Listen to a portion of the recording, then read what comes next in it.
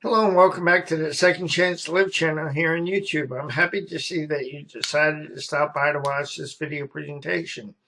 In today's video presentation, I'm going to be sharing the fifth part of a 7-part article series that I put into video format. This is the fifth part of the article series. I would encourage you to listen to part 1, part 2, part 3, and part 4 of this video series, as each part builds upon the previous part. As you listen to the article being read and questions come to mind, please send those questions to me. All questions are good questions. In the event that you'd like to leave a comment, we'd also love to hear from you. You can do so with the comment section here on YouTube, or through my contact information page on Second Chance to Live at secondchancetolive.org. To read the article, put my glass back on and bring up the article.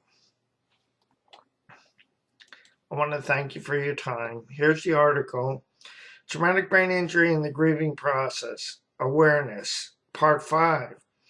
Hello and welcome back to Second Chance to Live. I'm happy to see that you decided to stop by to visit with me. In Part 4 of the Traumatic Brain Injury and the Grieving Process, the impact of anger and resentment upon the grieving process was discussed. In Part 4, I shared how my life had been negatively impacted by the anger that I turned inwards.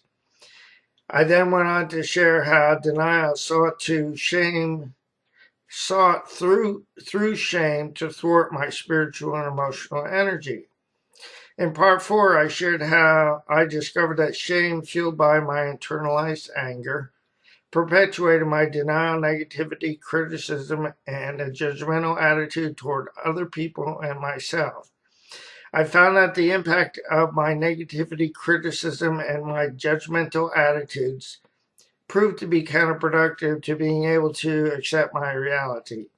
Through my process, I discovered that I desperately needed to address my shame, anger, negativity, criticism, and judgmental attitudes. Once I realized that I needed to address my shame, negativity, and critical nature, I found myself back in a familiar anxiety.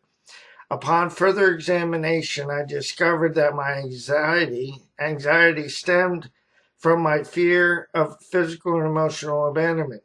In the process, I discovered that my fear of abandonment was firmly attached to my core belief that I did not just make mistakes, but that I was a mistake.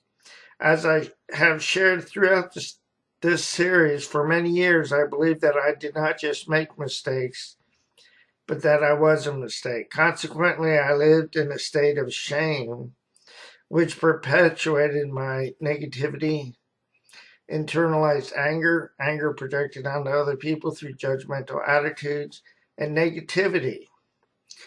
Once I examined my motives, I discovered that I sought to prove that I was not a mistake in order to avoid the dread of being physically and emotionally abandoned. My anxiety and fear stemmed from my core belief that if I was unable to make another person okay with me, then I could not be okay with me.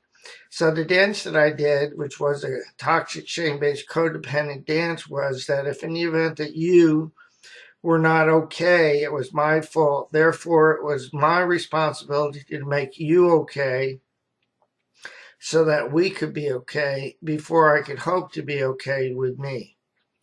When I realized that I needed to address my denial, anger, negativity, criticism, and judgmental attitudes, I began a program of rigorous honesty.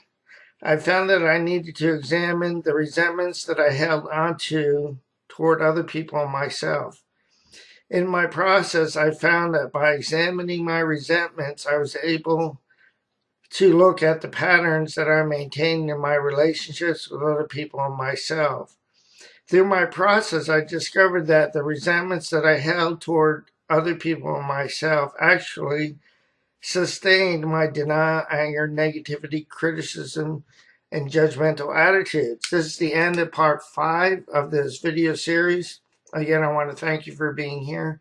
Before I leave, let me encourage you with something that I need to remember.